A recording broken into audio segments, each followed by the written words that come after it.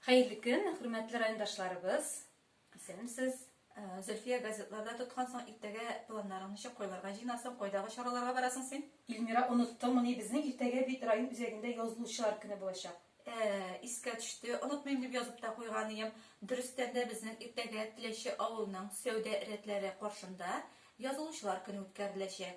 Әлеге язылучылар көнендә ташламалы бәядән райондашларыбыз, сез безнең район газетасына языла алачаксыз.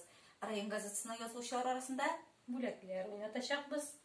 Иртәгә, хөрмәтле райондашлар, иртәгә язылучылар арасында бүләкләр уйнатачакбыз. Һәм инде кемнәр бу көнне безнең языла алмыйча кала, кайбер сәбәпләр аркасында, алар 13 октябрьгә тикле ташламалы бәядән языла алачак. Шулай ук бу көнне килә алмаучылар почта бүлекчәләрендә, шулай ук редакциягә килеп тә район матбугатына языла алалар.